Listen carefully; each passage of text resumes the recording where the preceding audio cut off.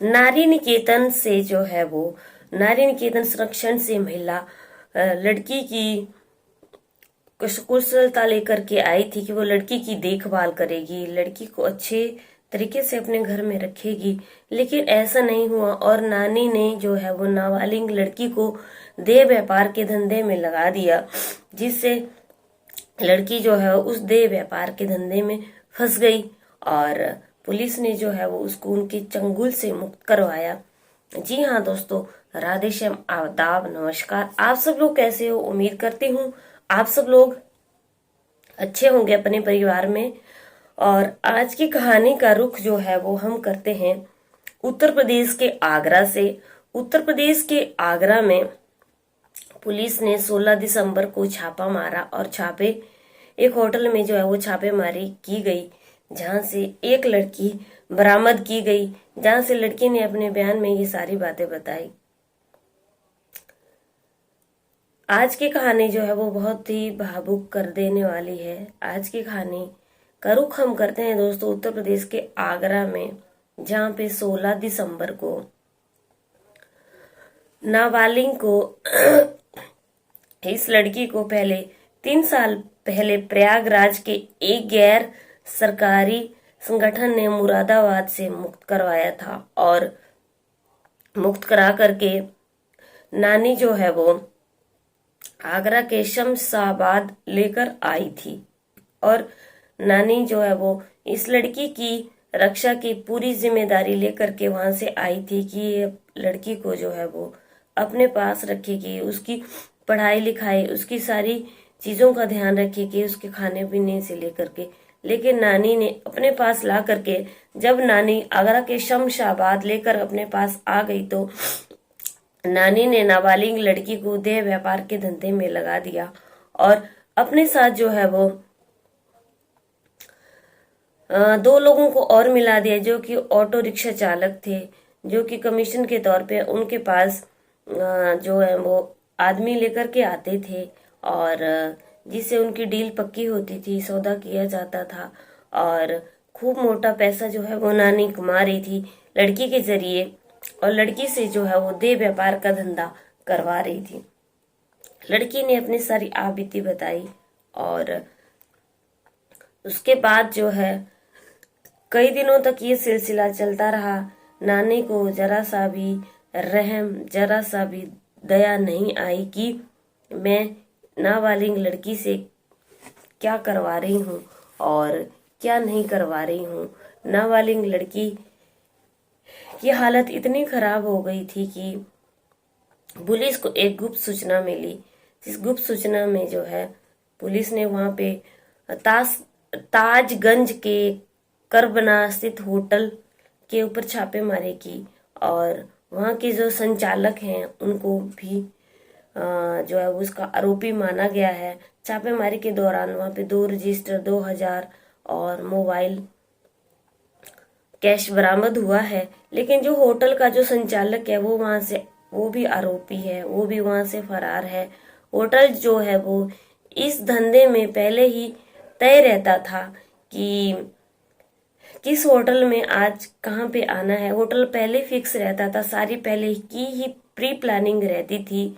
सिर्फ वहां पे कस्टमर आते थे और लड़की जो है वो देह व्यापार के धंधे में लग जाती थी, क्योंकि लड़की को वहां से कोई भी नहीं छुड़ा सकता था। लड़की नाबालिग थी और नानी जो है बाहर पहरा देती रहती थी। और जो 2 ऑटो रिक्शा चालक हैं वो भी जो जिन आदमियों को लेकर के आते थे उनसे कमीशन खाते थे।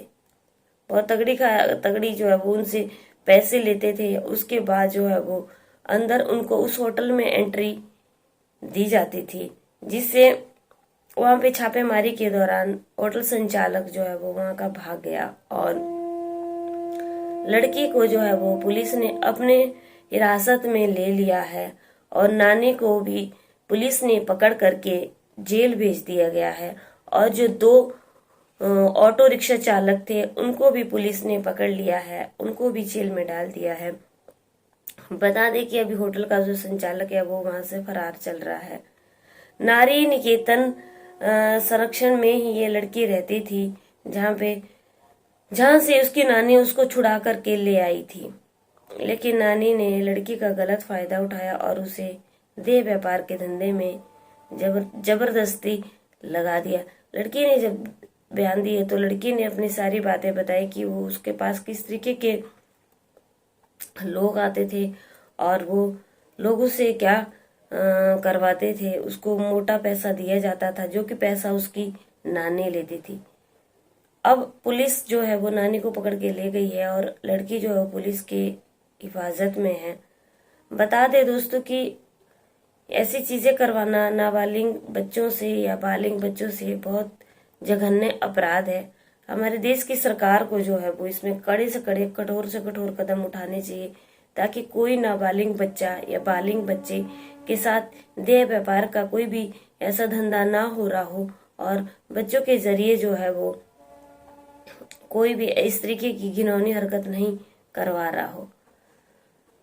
आज की कहानी से हमें शिक्षा यही मिलती है कि कई बार ऐसा होता है कि माँ बाप मर जाते हैं और बच्चों को अनाथ आश्रम में जो है वो छोड़ देते हैं, नारी निकेतन संस्थान में छोड़ देते हैं। नारी के निकेतन संस्थान में जो है वो सरकार बच्चों की जिम्मेदारी लेती है, लेकिन वहीं पर जो है वो उनके रिश्तेदार कुछ लोग ऐसे चले जाते हैं जो कि जिम्मेदारी लेते हैं कि हम उनको अपने पास रखेंगे, चाहे लड़का है लड़की है। जैसा कि इस कहानी में भी इस लड़की के साथ हुआ कि हम इनको अपने साथ रखेंगे, उनको कोई भी किसी चीज की कोई कमी तंगी महसूस नहीं होने देंगे। और बाद में क्या हुआ कि इस लड़की को जबरन देह व्यापार के धंधे में लगाया गया, देह व्यापार के धंधे में धकेला गया, जहाँ पे लड़की जो है वो इनके चंगुल में फंस गई। और नानी इस लड़की को पहले प्रयागराज से भी गैर सरकारी संगठन ने मुरादाबाद से मुक्त करवाया था। प्रयागराज के एक गैर सरकारी संगठन ने पहले मुरादाबाद से मुक्त करवाया था। उसके बाद उसकी नानी उसे पकड़ करके ले आई और नानी ने पूरी जिम्मेदारी ली, लेकिन नानी ने अपनी कोई भी जिम्मेदारी नहीं निभाई और उल्टी काम उस लड़की से करवाने लग गई। तो मेरे आप लोगों से हाथ जोड़ करके विनती है कि अगर कहीं ऐसा भी होता है और कोई भी अगर किसी भी की भी जिम्मेदारी नहीं लेता है, तो किसी भी संगठन को जो है वो, किसी भी संस्था को जो है, चाहे नारी निकेतन संस्था है, उनको इन बच्चों को नहीं छोड़ना चाहिए, क्योंकि किसी का कोई भी भरोसा नहीं है कि कौन जो है वो लड़का हो चाहे लड़की है, उसे वो किस काम में उसको लगा देंगे। अगर किसी संगठन ने उनकी जिम्मेदारी ली है तो संगठन को ही उनकी जिम्मेदारी रहने देना चाहिए, चाहे कोई भी रिश्ते में कोई भी कितना सगा हो, नहीं देना चाहिए, क्योंकि किसी के कोई भरोसा नहीं है कि किसी के चेहरे के पीछे क्या कितना बड़ा शातिर राक्षस जो है वो छुपा हुआ है। उम्मीद करती हूँ आपको मेरी कहानी पसंद आई होगी। आज मैं आपको बता दूं कि आज की कहानी थी हमारे उत्तर प्रदेश के आगरा में, जहाँ पे एक लड़की को उसकी नानी ने जो है वो जबरदस्ती देह व्यापार के धंधे में लगा रखा था। पुलिस ने वहां पे छापेमारी की और लड़की को वहां से मुक्त कराया। उम्मीद करती हूँ आपको कहानी पसंद आई। पसंद है लाइक शेयर कमेंट करना, चैनल को सब्सक्राइब करना। मेरे चैनल पर डेली ऐसी कहानियां सुनने के लिए मिलती हैं। कल की कहानी में फिर से आप लोगों से मुलाकात होगी। जय तली, जय हिंद, जय भारत।